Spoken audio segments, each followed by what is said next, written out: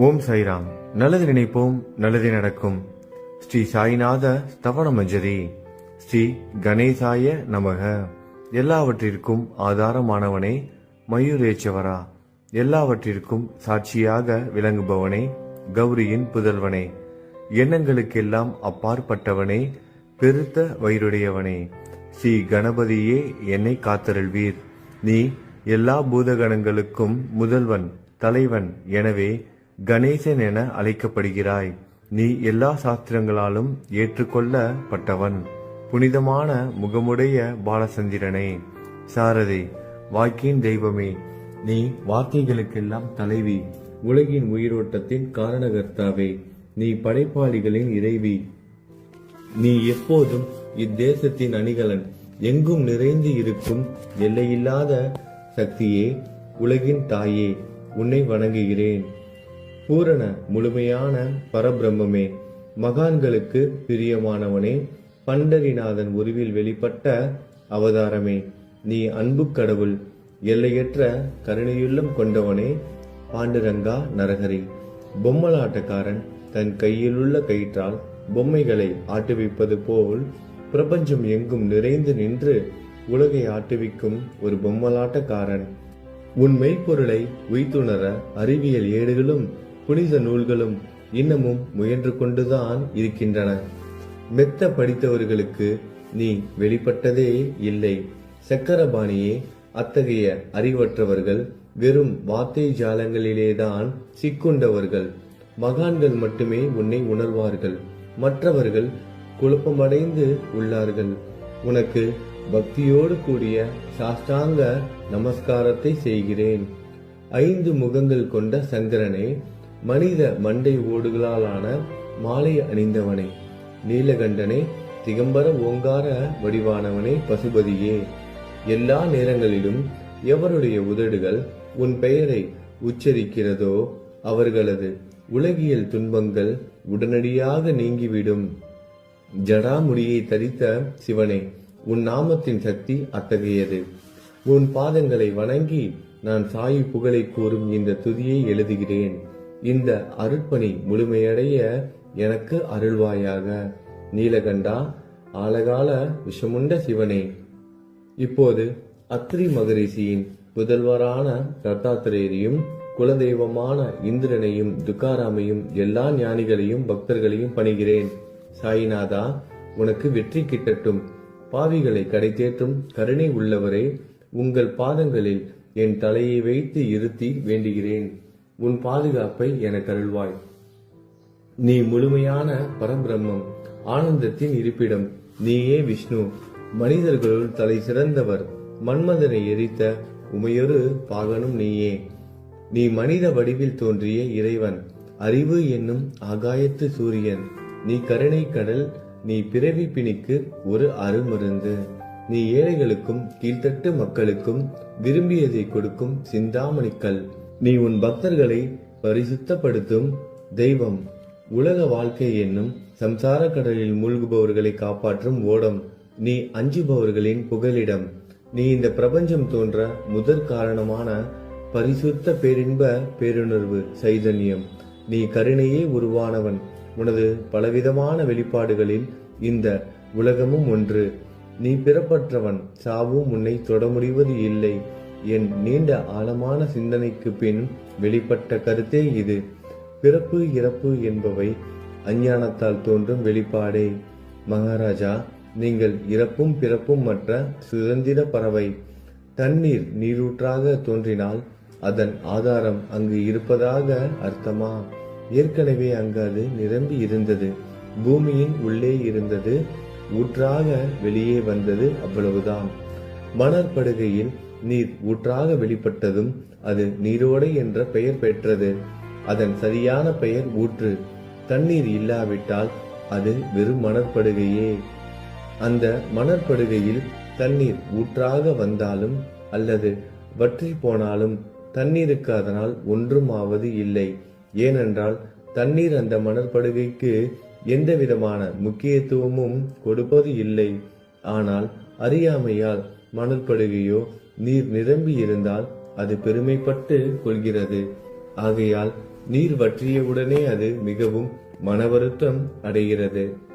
இந்த மனித உடலும் ஒரு விதத்தில் அந்த மணற்படுகை போன்றதே. புனித பேரின்ப நிலையை அந்த நீரூற்றின் தூய தண்ணீருக்கு ஒப்பிடலாம். இம்மாதிரி எண்ணற்ற மணற்படுகைகளை மனித உடல்கள் இருந்த போதிலும் அவற்றில் உள்ள நீர் பேருணர்வு எனப்படும் சைதன்யம் மட்டும் மாறுபடுவதே இல்லை. கருணை உள்ளவரே, நான் உங்களை ஆதியும் அந்தமும் இல்லாதவன் பிறப்பற்றவர் என கூறுவேன். அறியாமை என்னும் மலையை உடைக்க உதவும் இந்திரனின் கையில் இருக்கும் வஜ்ர ஆயுதம். இதுவரை இந்த பூமியில் எத்தனையோ எண்ணற்ற உயிரினங்கள் தோன்றி உள்ளன, இப்போதும் தோன்றிக் கொண்டுதான் இருக்கின்றன. வருங்காலத்தில் மேலும் எண்ணற்ற உருவங்கள் தோன்றதான் போகின்றன. அந்த ஒவ்வொரு தோற்றத்திற்கும் ஒரு தனி உருவமும் பெயரும் கிடைக்கும். இந்த உயிர்கள் ஒவ்வொன்றும் பெயராலும் தோற்றத்தாலும் மட்டுமே இவ்வுலகில் அடையாளம் காட்டப்படுகிறது. ஆகையால் அந்த சுத்த பேருணர்வு நிலையை நீ நான் என்று பிரித்து காட்டுவது சரியல்ல. ஏனென்றால் எது இரண்டாக தோன்ற முடியாதோ அதுவே உண்மையில் பரிசுத்த பேரின்ப பேருணர்வு சைதன்யம் எனப்படும். அது ஒன்றே அனைவரின் உள்ளும் ஆத்மா என்ற பெயரில் உள்ளது. மேலும் உண்மையை சொல்வதானால் அந்த ஒரே ஒரு சுத்த பேரின்ப பேருணர்வு நிலைதான் உலகம் முழுவதும் வியாபித்து இருக்கிறது. அப்படி இருக்கையில் நீ நான் என்ற வேற்றுமைகள் எவ்வாறு இருக்க முடியும்? நீருண்ட மேகத்தில் உள்ள நீரின் தன்மை உலகெங்கிலும் ஒன்றே. ஆனால் அது பூமியை அடைந்ததும் வெவ்வேறு தோற்றங்களை நதி, ஏரி, ஊற்று ஏற்கின்றன. கோதாவரி மணற்படுகையில் விழும் நீர் கோதாவரி நதி என்றழைக்கப்படும். அதே சமயம் கிணறு ஒன்றில் விழும் நீருக்கு அந்த சிறப்பு தகுதி கிடைப்பது இல்லை.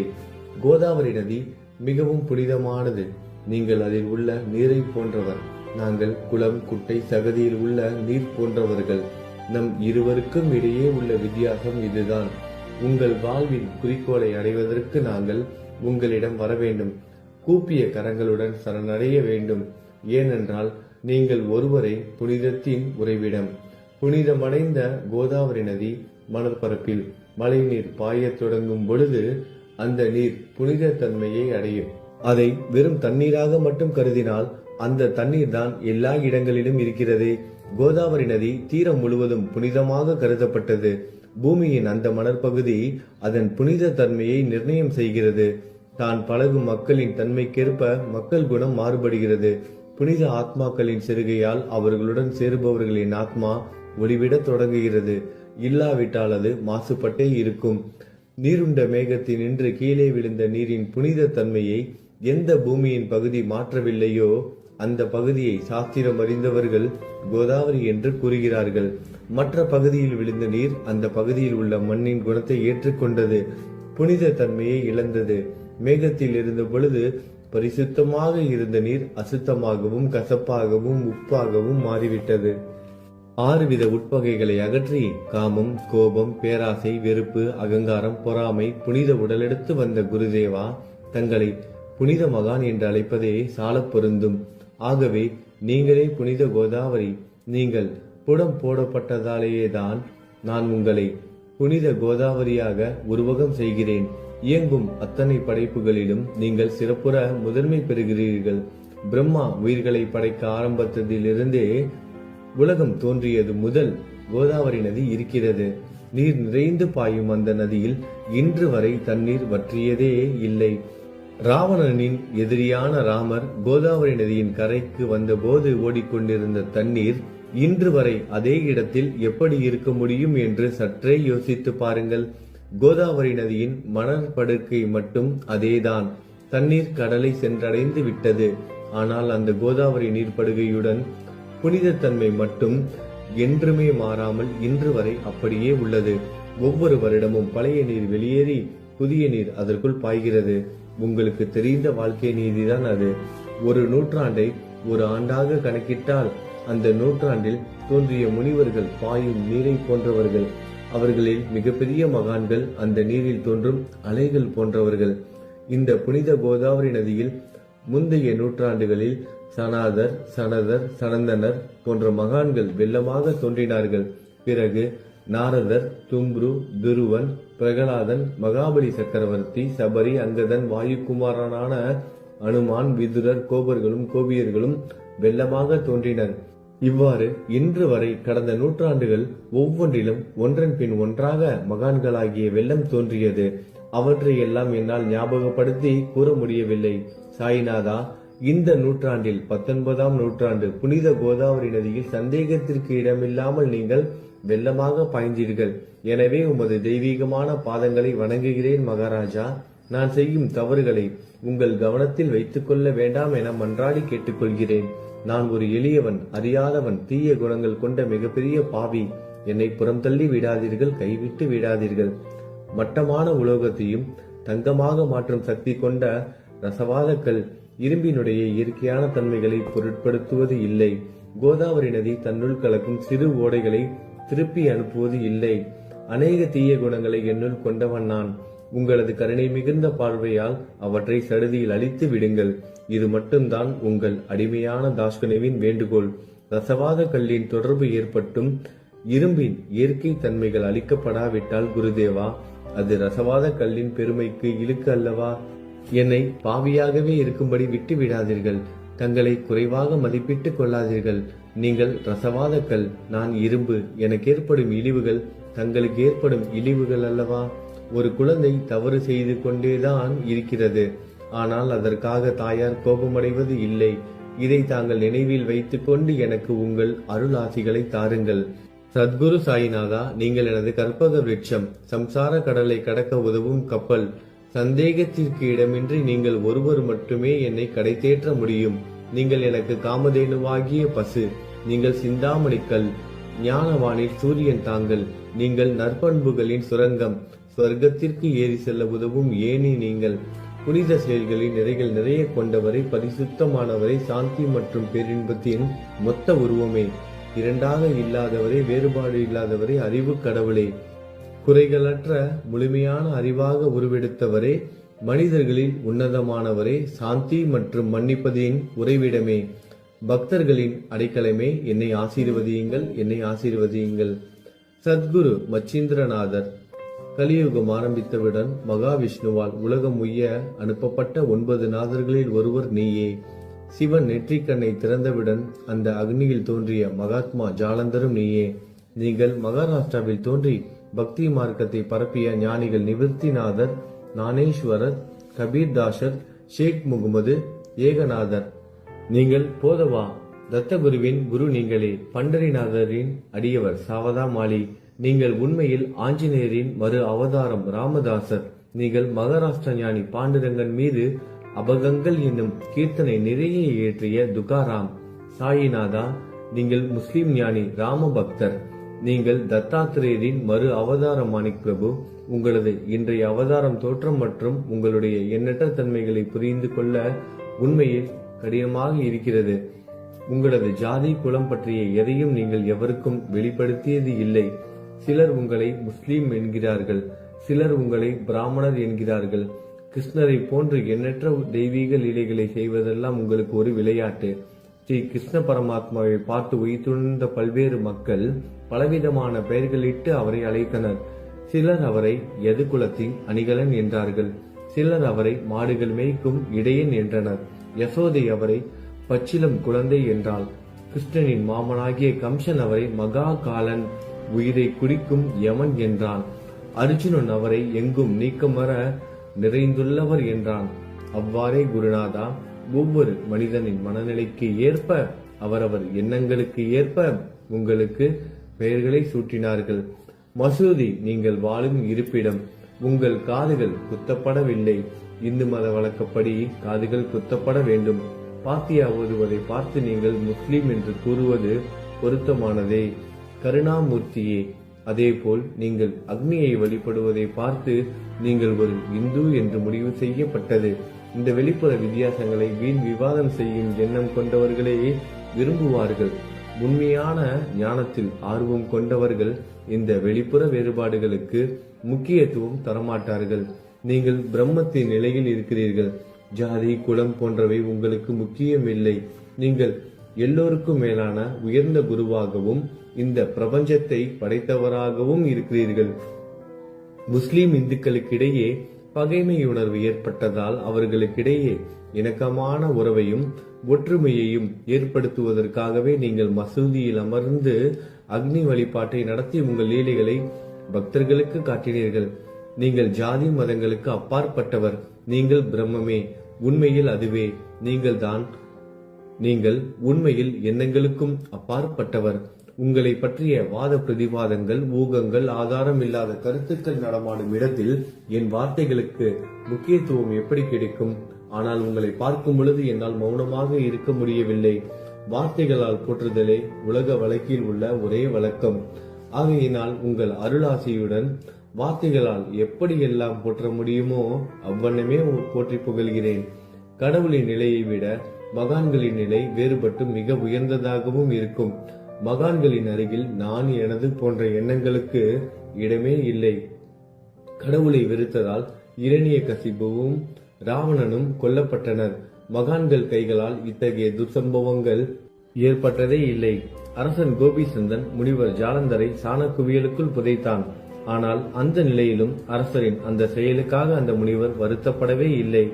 அரசரின் அந்த செயலுக்கு நேர்மாறாக அந்த அரசனை சம்சார சூழலில் இருந்து விடுவித்து அவனை முக்தியடைய செய்தார். மகான்களின் சக்தி இப்படிப்பட்டதே. அவற்றை விவரித்து கூற முடியாது. மகான்கள் சூரியனை போன்றவர்கள். அவர்கள் கருணை ஒளிவிட்டு பிரகாசிக்க கூடியது. மகான்கள் சந்திரனை போல் இதயத்திற்கு ஆறுதல் கொடுப்பவர்கள். சந்திரனின் மேன்மையான ஒளிக்கதிர்கள் போல் அவர்களது அருள் ஒளி வீசும். மகான்கள் இதமளிக்கும் கஸ்தூரி போன்றவர்கள். அவர்கள் அருள் அதன் நறுமணம் போன்றது. மகான்கள் சாறு நிரம்பிய கரும்பு போன்றவர்கள். அவர்களின் அருள் அந்த கரும்பு சாற்றினை போல் இனிப்பானது. நிச்சயமாக மகான்கள் நல்லவர்களிடமும் தீயவர்களிடமும் ஒரே விதமாக நடந்து கொள்கின்றனர். அதற்கும் மேலாக பாவிகளிடம் அவர்கள் காட்டும் அன்பு அளவிட முடியாதது. கோதாவரி நதியில் அழுக்கடைந்த துணிகளை சுத்தம் செய்யப்பட வேண்டி வருகின்றன.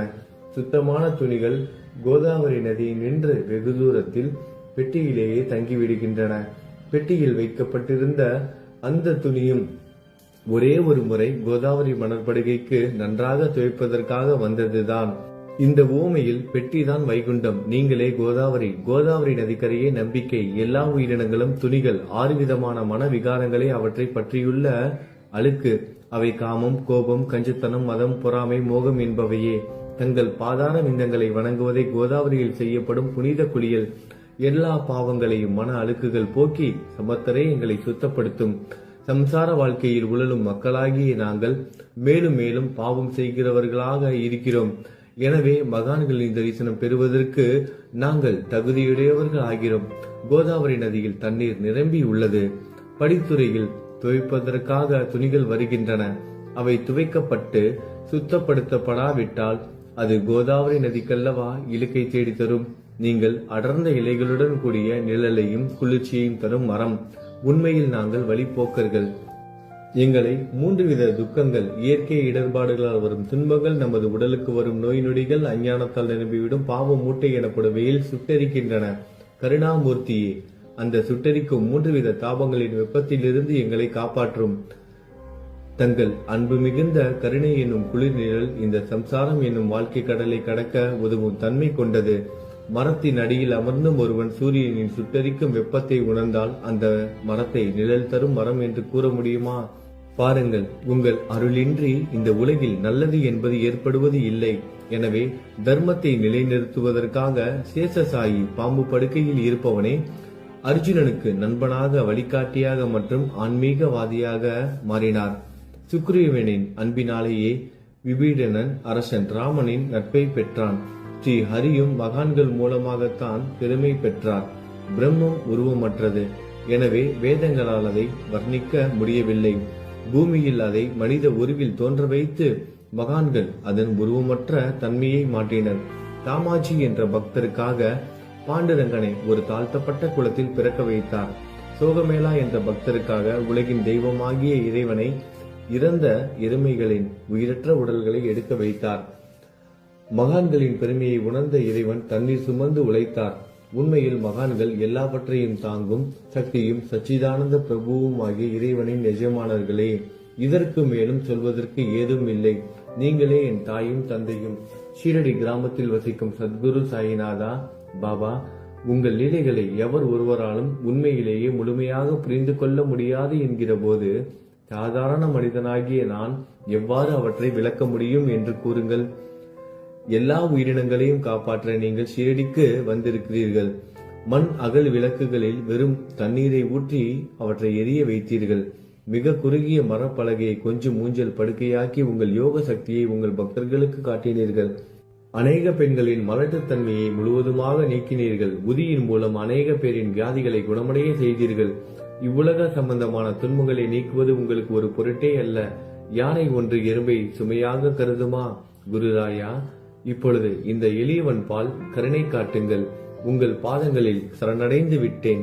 என்னை திருப்பி அனுப்பி புறம் தள்ளி விடாதீர்கள். மகாராஜ், நீங்கள் அரசர்களுக்கெல்லாம் அரசன். நீங்கள் குபேரனை விட செல்வம் அடைந்தவர். நிச்சயமாக தன்னிகரற்ற வைத்தியர். உங்களை விட மேலானவர் எவரும் இல்லை. மற்ற கடவுள்களை வணங்குவதற்கு தனித்தனியாக பூஜை பொருட்களும் வழிபாட்டு முறைகளும் உள்ளன. ஆனால் உங்களை வணங்குவதற்கு தகுதியான பொருட்களே இந்த உலகில் இல்லை.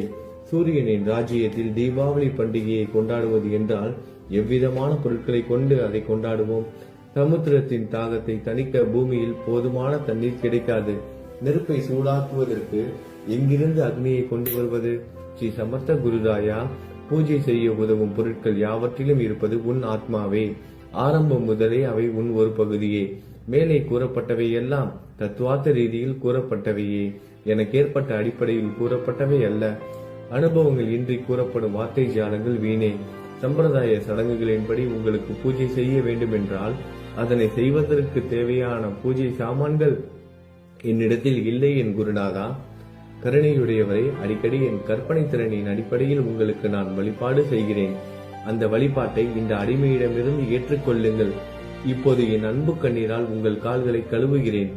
உண்மையான பக்தி என்னும் சந்தனத்தை அரைத்து சாந்தாக்கி உமக்கு இடுகிறேன். அழகிய வார்த்தைகளால் எழுதப்பட்ட இந்த துதி என்னும் கம்னியை உமக்கு அணிவிக்கிறேன். இந்த புகழ் மாலையை உங்கள் கழுத்தை சுற்றி அணிவிக்கிறேன். என் கெட்ட குணங்களை தூபமாக்கி உமக்கு முன் எரிய விடுகிறேன். தீய குணங்களின் கூட்டு பொருளே ஆனாலும் அது எரியும் போது அதிலிருந்து தீய வாசனை எழுவது இல்லை. சத்குருவுக்கு முன்பு இல்லாமல் வேறு எங்காவது இந்த தூபம் எரிய விடப்பட்டால் அங்கெல்லாம் அந்த தூபத்தின் நிலை கீழே கொடுத்த மாதிரி ஆகும். அதாவது சாம்பிராணியை நெருப்பில் போட்டவுடன் அது பொசுங்கி அதில் உள்ள நல்ல மனம் என்ற நற்குணம் அதை விட்டு மறைந்து போகிறது. சத்குருவே, உமக்கு முன் அதை எரிய விட்டால் இதற்கு மாறாக நிகழ்கிறது. தீய தன்மைகள், அழுக்குகள் அக்னியில் எரிந்து விடுகின்றன. உலகம் பார்த்து சந்தோஷப்படும் வகையில் அதன் நற்குணம் அதிலேயே தங்கிவிடும். மனதில் உள்ள தீய குணங்கள் யாவும் எரிந்த பிறகு மனம் மாசற்றதாகிறது. கங்கையில் உள்ள மாசுக்கள் நீங்கியவுடன் கங்கை புனிதமடைகிறது. மாயை, மோகம் என்ற தீபத்தை உமக்கு ஏற்றி காட்டுகிறேன். அதன் மூலம் என் மனம் வைராக்கியத்தை அடைய அருள் செய்வீராக. குருராயா, பரிசுத்தமான நம்பிக்கை என்ற சிம்மாசனத்தை நீங்கள் என்னுள் அமர்வதற்கு ஆசனமாக உமக்கு தருகிறேன். அதை பெற்றுக்கொண்டு எனது பக்தி என்ற நைவேத்தியத்தை ஏற்றுக்கொள்ளுங்கள். பக்தி என்ற நைவேத்தியத்தை ஏற்றுக்கொண்டு அதன் சாரத்தை எனக்கு கொடுப்பீராக. ஏனெனில் நான் உமது பால்குடி மாறாத பச்சிலம் குழந்தை. உங்கள் அருட்பாலில் எனக்கு உரிமை உண்டு. எனது மனதையே உமக்கு தட்சணையாக கொடுக்கிறேன். ஆகையால் நான் செய்யும் காரியங்கள் யாவற்றிலும் நான் செய்பவன் என்று உரிமை கொண்டாட முடியாது. ஏனென்றால் நினைக்கும் மனதை தான் உமக்கு அர்ப்பணித்து விட்டேனே. இப்பொழுது பணிவுடன் கூடிய பிரார்த்தனையோடு உங்களை சாஷ்டாங்கமாக நமஸ்காரம் செய்கிறேன். தெய்வீக சாயிநாதா, தயவு செய்து நீங்கள் அதை ஏற்றுக்கொள்ளுங்கள். 8 பிரார்த்தனைகள். சாயிநாதா, சாந்தமான மனமுடையவரே, அறிவின் சிகரமே, அன்புள்ளம் கொண்டவரே, கருணை கடலே, உண்மையின் உறைவிடமே, மாயை என்னும் இருளை அகற்றுபவரே, ஜாதி மதங்களுக்கு அப்பாற்பட்ட துறவியே, எங்களின் புரிந்து கொள்ளும் திறமைக்கும் அப்பாற்பட்டவரே, அன்பின் இருப்பிடமே, ஷீரடி நாதா, என்னை காப்பாற்றும் ஞான சூரியனே, ஞானத்தை அளிப்பவரே, எல்லாவித நல்ல செயல்களையும் செய்பவரே, பக்தர்களின் மனங்களில் ஒளிரும் பரமஹம்சரே, தங்களை சரணடைந்தவர்களை காப்பவரே, படைக்கும் தொழில் புரியும் பிரம்மாவே நீங்கள், காக்கும் கடவுள் விஷ்ணுவே நீங்கள், 3 உலகங்களையும், பூவுலகம், சொர்க்கம், நரகம், கடைசியில் லயமடைய செய்யும் ருத்திரனும் சிவனும் நீங்களே. நீங்கள் இல்லாத இடமே இந்த பூமியில் ஏது? எல்லாம் அறிந்த இறைவன் நீங்கள். எங்கள் அனைவரின் இதயங்களிலும் வசிப்பவரும் நீங்களே. எனது எல்லா குற்றங்களையும் மன்னிக்க வேண்டும் என வேண்டி கேட்டுக்கொள்கிறேன். அலை அலைகளாக வரும் சந்தேகங்களையும் மனமயக்கங்களையும் போக்குவீராகுக. நீங்கள் பசு, நான் புதிதாக பிறந்த இளம் கன்று. நீங்கள் சந்திரன், நான் சந்திர காந்தக்கல்.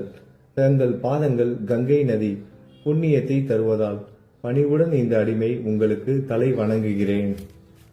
உங்கள் கைகளை என் தலை மீது வைத்து ஆசி கூறுங்கள். கவலைகளும் துன்பங்களும் பறந்தோடட்டும். நான் உங்கள் அடிமை. இந்த 8 துதிகளையும் கூறி நான் உங்களை சாஷ்டாங்கமாக நமஸ்கரிக்கிறேன். எனது பாவங்கள், துயரங்கள், ஏழ்மை யாவும் உடனடியாக விலகட்டும். நீங்கள் பசு, நான் கன்று குட்டி. நீங்கள் தாய், நான் உங்கள் குழந்தை. என் மீது கடுமை காட்டாதீர்கள். நீங்கள் மேற்கு தொடர்ச்சி மலைப்பகுதி மலையகிரியில் உள்ள சந்தனம், நான் முள் அடர்ந்த புதர். நீங்கள் புனிதமான கோதாவரி நீர், நானோ பெரும் பாவி. குருநாதா, உங்கள் தரிசனம் கிடைத்த பிறகும் என்னிடம் உள்ள கெட்ட குணங்கள் என்ற அழுக்கு என் மனதிலேயே தங்கி இருக்குமானால் உங்களை சந்தனம் என்று யார் கூறுவார்கள்? கஸ்தூரியின் அருகாமையில் உள்ள மண்ணும் உயர்வாக போற்றப்படுகிறது. மலரின் தொடர்பினால் தானே அதன் நாரும் தலையில் உயர்ந்த இடத்தை பிடிக்கிறது. மலரால் மனம் பெற்ற நாற்போல் மகான்களும் அப்படிப்பட்டவர்களே. அவர்களுடன் தொடர்புடைய எந்த பொருளும் மிகவும் உயர்வாக மதிக்கப்படுகிறது. சிவபெருமான் விபூதி, லங்கோடு, நந்தி ஆகியவற்றை ஏற்றுக்கொண்டதால் 8 திக்குகளிலும் அந்த பொருட்கள் புகழப் பெறுகின்றன. இடையர்களை மகிழ்விப்பதற்காக யமுனை நதிக்கரையில் உள்ள பிருந்தாவனத்தில் உலகிற்கெல்லாம் இறைவன் தகிகாலா உரியடி விளையாட்டு என்ற விளையாட்டை விளையாடினான். அதுவும் அறிவுடையோர் மத்தியில் ஏற்றுக்கொள்ளப்பட்டது. ஆகவே நான் பாவியான போதிலும் உங்கள் சேவையில் ஈடுபட்டு உள்ளேன். குருநாதரே, என் நிலைமையை பற்றி மனதில் எண்ணி பாரும். குருநாதா, லௌகீக உலகிலோ அல்லது ஆன்மீக வழியிலோ எந்த விஷயங்கள் எல்லாம் எனக்கு சந்தோஷத்தை கொடுக்கும் என என் மனம் சந்தேகம் இல்லாமல் நம்புகிறதோ அவற்றை எல்லாம் நீங்கள் எனக்கு அளித்தள்ள வேண்டும். உமது கருணையால் இந்த மாதிரி செய்துவிடும். எனது மனதை அடக்கி விடுங்கள். சமுத்திரங்கள் எல்லாம் தித்திப்பாக மாறினால் பிறகு அவை உப்பு கரிக்குமே என்ற பயம் தோன்றாதே. சமுத்திரத்தை தித்திப்பாக்கும் சக்தி உங்களுக்கு உண்டு. ஆகையால் தான் எனது இந்த வேண்டுகோள். தயவு செய்து இந்த வேண்டுகோளை நிறைவேற்றும். என்னிடம் என்னென்ன குறைகள் உண்டோ அவை அனைத்தும் உங்களுடையதே. ஆத்ம ஞானம் பெற்றவர்களில் முதலிடத்தில் உள்ள உங்களிடம் குறை என்பதை பொருந்தாதே. இப்போது இதற்கு மேலும் நான் ஏன் அதிகம் பேச வேண்டும்?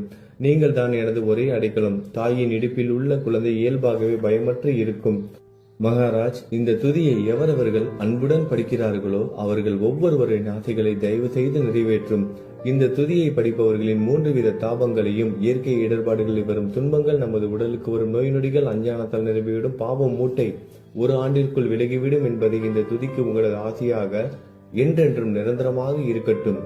குளித்து முடித்துவிட்டு மனதில் முழுமையான நம்பிக்கையுடன் தொடர்ந்து இந்த துதியை பாராயணம் செய்ய வேண்டும்.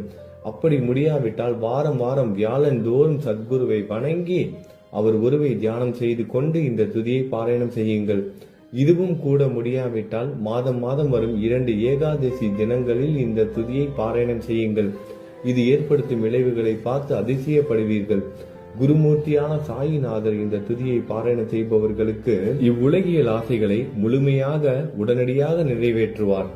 இந்த துதியை திரும்ப திரும்ப பாராயணம் செய்வதால் முட்டாள்கள் கூர்மையான புத்தியை அடைவார்கள். யாராவது வாழ்நாளாவது குறைவானதாக இருப்பின் இந்த துதியை அவர்கள் படிப்பதால் 100 ஆண்டு காலம் வாழ்வார்கள். இந்த துதியை தொடர்ந்து பாராயணம் செய்து வந்தால், செல்வம் குறைவாக இருந்தால், ஏழையாக இருந்தால், செல்வத்தின் அதிபதி குபேரன் அவர்கள் வீட்டிற்கு வந்து தங்கி அவர்களுக்கு ஏவல் புரிவான். இது சத்தியம், இது சத்தியம், இது சத்தியம் என 3 முறை கூறுகிறேன். குழந்தை செல்வம் இல்லாதவர்கள் இந்த துதியை தொடர்ந்து படித்து வந்தால் குழந்தை செல்வம் பெறுவர். இந்த துதியை படிப்பவர்களின் வியாதிகள் எல்லா பக்கங்களிலும் பறந்தோடிவிடும். வியாதியை நின்று குணம் கிடைக்கும். இந்த துதியை திரும்ப திரும்ப படிப்பதால் பயம் மற்றும் கவலை மறைந்து போகும். மதிப்பும் மரியாதையும் கிடைக்கும். அழிவற்ற பிரம்மத்தை உணர்வார்கள். பிரம்ம ஞானம் கிட்டும். அறிவுடையோரே, இந்த துதியின் மீது உங்கள் இதயங்களில் முழுமையான நம்பிக்கை வையுங்கள். சந்தேகங்கள், நம்பிக்கையின்மை, தவறான எண்ணங்கள் ஆகியவற்றிற்கு கொஞ்சம் கூட மனதில் இடம் கொடுக்காதீர்கள். சீரடிக்கு புனித பயணம் மேற்கொள்ளுங்கள். பாபாவின் தாமரை பாதங்களை மனதில் நிறுத்துங்கள். அவர் அனாதைகளின் உறவினர், பக்தர்களின் விருப்பங்களை நிறைவேற்றும் கற்பகத்தரு. பாபாவால் உணர்வூட்டப்பட்டு இந்த துதியை நான் இயற்றினேன். இல்லாவிட்டால் எவ்விதமான முக்கியத்துவமும் இல்லாத என்னால் இந்த துதியை எவ்வாறு எழுத முடியும்? சக ஆண்டு 1840, ஆங்கில ஆண்டு 1918 புரட்டாசி மாதம் வளர்பிறையில் விநாயகர் சதுர்த்தி என்ற திங்கட்கிழமை 2வது யாமத்தில் சூரிய உதயத்திற்கு முன் இந்த பாமாலை நிறைவு செய்யப்பட்டது. புனிதம் வாய்ந்த நர்மதா நதிக்கரையில் இந்தூருக்கு அருகில் உள்ள ஊரான மகேஸ்வர சேத்திரத்தில் ஸ்ரீ அகல்யாதேவியின் சந்நிதியில் ஸ்ரீ சாய்நாதரை போற்றி பாடும் இந்த தவண மஞ்சரி நிறைவடைந்தது. மகேஸ்வரம் என்ற புனித ஸ்தலத்தில் இந்த துதி நிறைவடைந்தது. ஸ்ரீ சாய்நாதர் என் மனதிற்குள் புகுந்து இந்த துதியின் ஒவ்வொரு வார்த்தையையும் என்னை கூற வைத்தார். எனது சீடன் தாமோதரன் இதை நான் கூற கூற எழுதினான். தாஸ்கனுவாகிய நான் எல்லா ஞானிகள் மற்றும் துறவிகளின் வேலையால் எங்கும் மங்களம் பொங்கட்டும்.